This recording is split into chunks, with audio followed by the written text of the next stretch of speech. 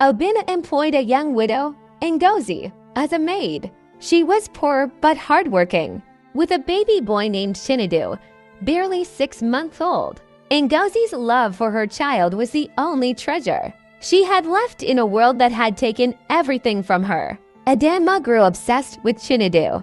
She would carry him for hours, dressing him in expensive clothes, feeding him, and even singing lullabies at night. The house staff whispered, "Madam is happier with this boy than with her own life," but behind her smiles was a dangerous longing. She wanted the boy to be hers the night Ngozi lost her son. Her wails echoed through the mansion until even the guards shifted uncomfortably. "Chief, please," she cried on her knees, clutching at Obina's egbata. "Give me back my baby, I will die without him." But Chief Obina's face was stone. He pulled his garment from her grasp. "You should be thanking me," he said coldly. "Your child will grow up in wealth, not in the gutters where you belong." Lady Adamma stepped forward, rocking the baby in her arms. Her eyes glowed with a mad happiness. "You are not his mother anymore, I am." Ngozi screamed, but 2 guards dragged her out of the gates. The heavy iron slammed shut, cutting off her cries from the baby's ears.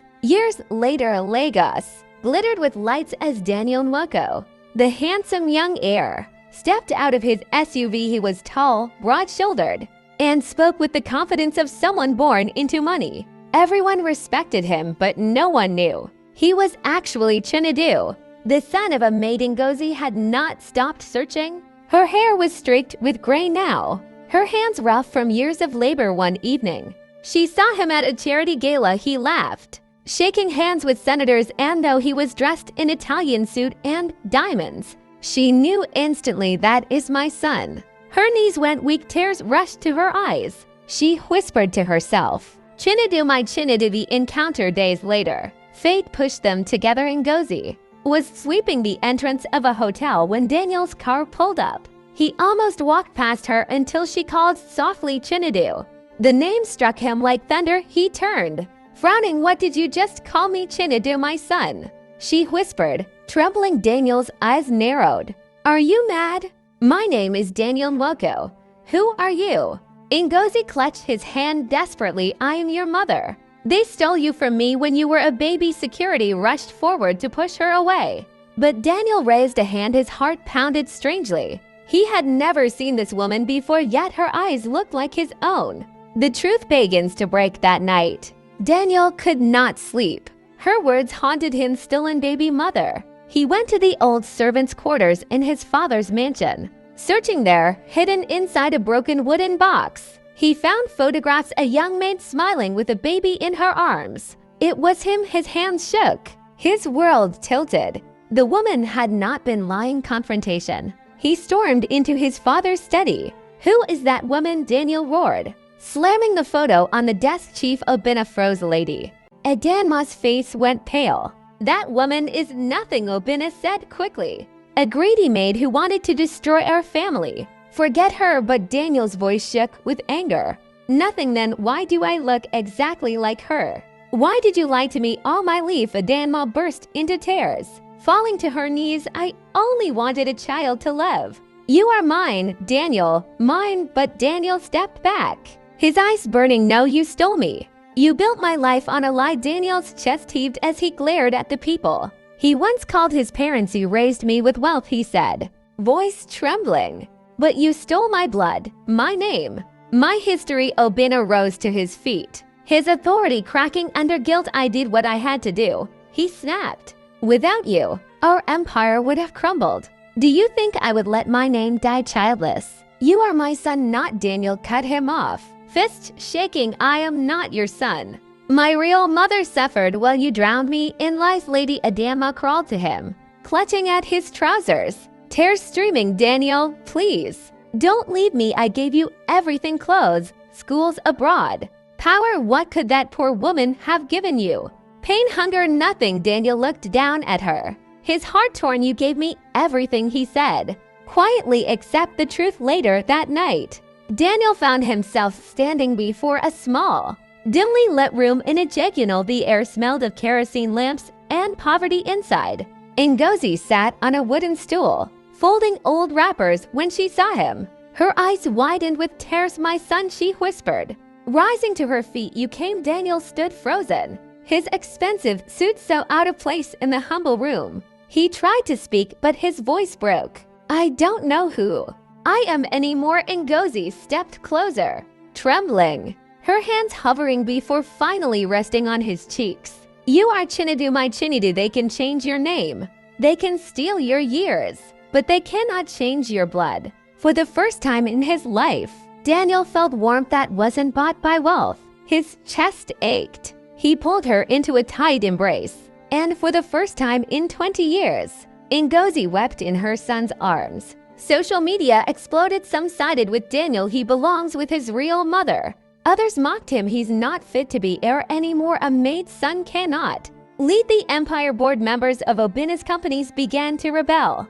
Whispers filled the air. Is the empire built on stolen blood? One evening, Daniel sat with Ngozi when a black SUV screeched to a halt outside her house. Masked men burst in, guns raised. "Where is the boy?" one shouted. Daniel shielded his mother, fury blazing. "You want me? Take me, but you will not touch her."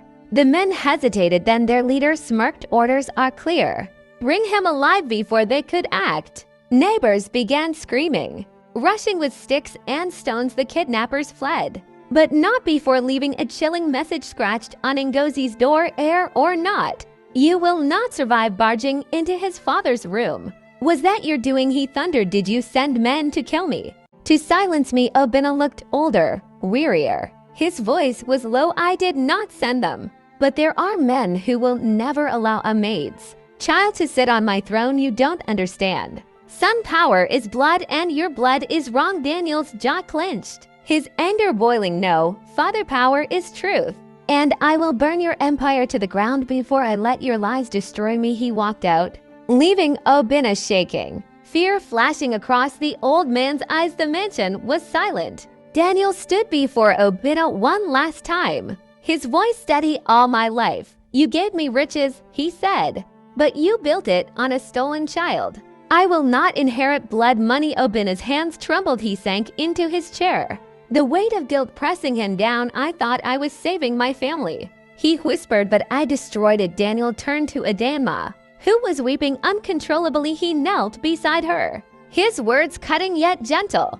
"You loved me in your way, but love built on lies is poison. I forgive you, but I cannot be your prisoner anymore." He rose, walked to the door, and opened it. Ngozi stood there, her eyes wet, her arms waiting without hesitation. Daniel stepped into her embrace. At that moment, the reporters gathered outside clicked their cameras furiously. The world saw not a billionaire's heir, but a son finally restored. To his mother, Daniel lifted his voice so they could all hear. "My name is Chinedu Ngozi. They tried to steal me, but today I take back my name, my life, and my mother. No empire is greater than the truth." The crowd outside erupted in cheers. Adanma fainted in grief. Obina buried his face in his hands, broken, but Ngozi held her son tight, whispering, "I lost you once, I will never lose you again." And as the sun set over Lagos, the stolen heir was no longer stolen. He was found. The cameras kept flashing as Daniel declared his true name, but behind the crowd, Obina suddenly staggered. Clutching his chest sheath, people shouted. He collapsed on the steps of his own mansion. Gasping, Daniel rushed forward instinctively. "Father," he began. But Obina shook his head weakly. His voice was faint, but heavy with regret. "I was blinded by pride. Forgive me, my son.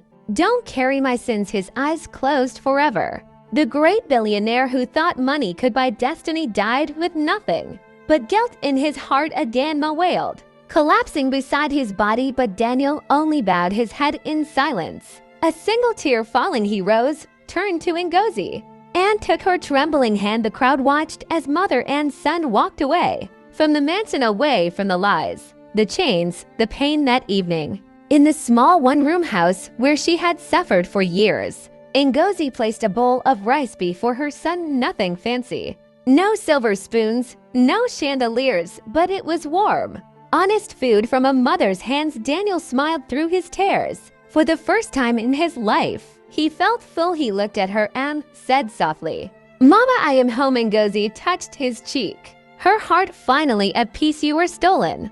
But now you are found. That is enough. And under the quiet Lagos night, with no riches and no cameras, just mother and son, their story ended, not in wealth, but in truth. Weeks passed after Obina's death. The empire was in chaos. But the board had no choice. Daniel was the rightful heir. He took control. But this time not with arrogance, but with purpose. On his first day as chairman, Daniel walked into the boardroom with Ngozi by his side. The rich men and women gasped. A maid in their midst. But Daniel raised his hand. This woman you call a maid, he said firmly, is my mother. She suffered while I lived in stolen luxury. From today, she will never see poverty again. He built her a mansion in Lekki, filled her compound with laughter of children from the orphanage she chose to sponsor. Every night, Ngozi prayed with tears of joy, her son sitting by her side. One evening, Daniel stood on the balcony of their new home. The city lights glowed like diamonds. He turned to his mother and said, Mama, they stole me from you, but they could not steal my destiny. You gave me love, and now I will give you the world. Ngozi smiled, her heart at peace at last. And so, the stolen heir became not just rich in wealth, but rich in love, lifting his mother from the ashes into honor. The camera pans slowly across a grand new mansion in Lekki. Children are running in the garden, laughing. Orphans that Ngozi now cares for through the foundation Daniel created in her name. Inside, the dining table is set, not with gold plates, but with simple home-cooked food. Daniel sits at the head, dressed in a fine suit, but smiling warmly. Beside him is Ngozi, now glowing in rich lace. No longer a maid, but a queen in her own right. She serves him rice with her own hands. He looks at her and says softly, Mama, eat with me. This table is yours forever. The camera zooms out through the glass windows, rising higher, showing the mansion glowing in the Lagos night, a symbol of truth, love, and destiny. Reclaimed, he was stolen by the rich, but found by love, and love made him richer than them all. Adanma, broken by guilt, found herself at a church service when the pastor spoke. Love that is forced becomes bondage, but love given freely becomes blessing. She collapsed in tears. Days later, she came to see Ngozi kneeling in the garden. She cried, I fought you, I hated you, but I cannot fight God. Forgive me. Ngozi trembled, then gently lifted her up. I lost my child for years because of you, but if God forgives, who am I not to forgive? They embraced. Daniel, watching from the doorway, smiled for the first time in peace. Final scene, the three of them, Daniel, Ngozi, and Lady Obi, sat together under a tree in the garden, sharing a simple meal. Daniel looked at them both and whispered, now I have two mothers and two blessings. The camera zoomed out, the mansion glowing in the Lagos night, children's laughter echoing. Family, that was a powerful story. What touched you the most? What lesson did you learn? Please share your thoughts in the comment section. I love reading your hearts. And if this story spoke to you, don't forget to hit that subscribe button so that you will get notified anytime we post a new video, so you'll always be part of our journey. Every subscriber is like a new family to us. More inspiring stories are coming your way.